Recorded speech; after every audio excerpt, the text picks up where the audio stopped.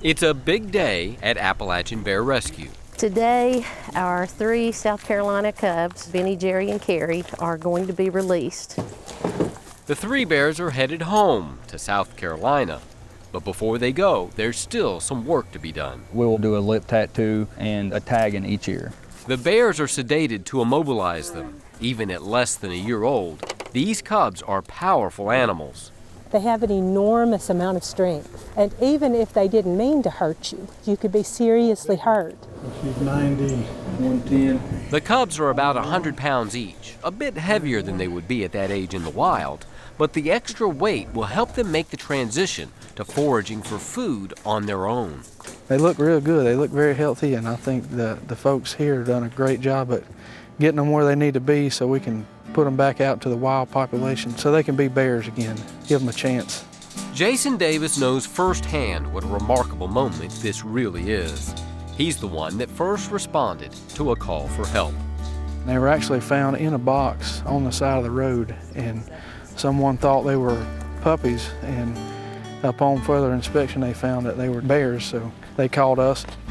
Realizing the cubs needed special care, the South Carolina Department of Natural Resources reached out to the only place that could give them a chance of returning to the wild, Appalachain Bear Rescue. Started in 1990 by a group of dedicated volunteers who wanted to help care for orphaned cubs in the Smokies, ABR now cares for injured and orphaned bears throughout the Southeast, like these from South Carolina. You're up feeding every 2 to 3 hours, and you're working multiple days in a row, and you can get really tired and exhausted. But as you're sitting there feeding that cub, you have to wake yourself up and think, am I really doing this? Am I getting paid to do this for a living? And it's remarkable. When they were cubs and you're bottle feeding them, it is a little easy to form an attachment, but we have several procedures in place to avoid that. At each step, we decrease human contact, and we do that much quicker than that would be in the wild with their mother. At 10 weeks old, the cubs were weaned. It didn't take long for them to outgrow the nursery and move outside to start learning how to live and eat like wild bears. Most people probably think they're big meat eaters. About 80–85% of their diet is actually made up of vegetation. They eat fruits, apples, pears, all wild berries, blackberries, blueberries, a lot of nuts like acorns, hickory nuts.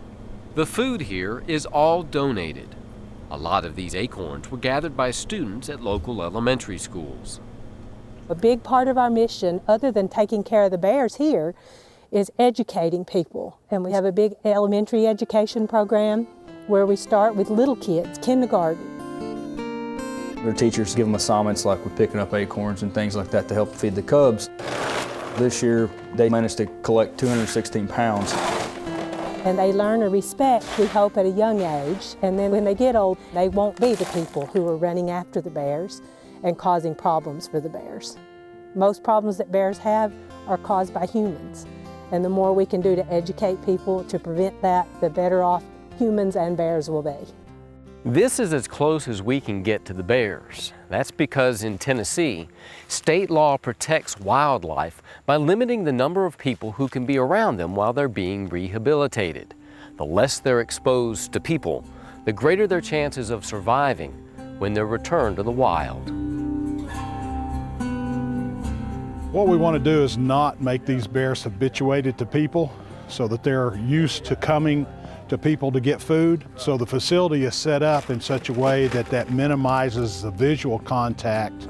Now obviously they can smell and they know there's a person around here, but what we try to do is just let them feed normally on the ground. Every morning when I get here, I think to myself, how can I limit the amount of contact I want to have with these wild animals? Because my ultimate goal is to get them back to the wild. Our volunteers work tirelessly. They never see a bear, never. But they know what it means to give these animals a second chance. I have permission to go down there, and I'm very hesitant to do so, because if there's ever a bear that's not releasable, I don't want to wonder if it's because I did something that I feel is selfishly for me.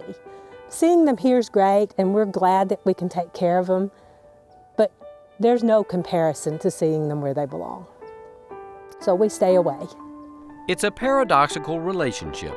People distancing themselves from an animal they care about so passionately so that it can be free. A never-ending love story that always comes back to letting them go. I feel proud right now, and I know they're going to be really happy when they have many thousands of acres to run around in South Carolina. It's going to be terrific. It's bittersweet. Our time with them has come to a close, and we've certainly been privileged to take care of them and be a part of the bear world. But it's also exciting because this is their day, and this is what we work for, to allow them to be wild bears. As the gates come open, the bears discover a world of freedom.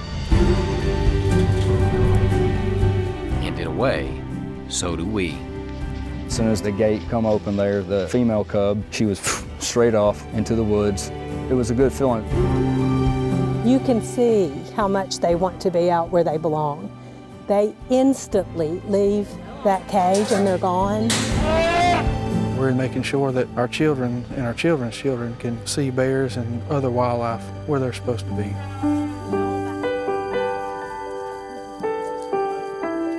Bears deserve to be wild bears, and that means we as humans need to leave them alone and enjoy them from a distance.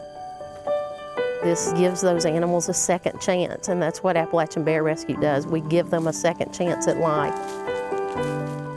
I'm Ken Tucker on The Wild Side.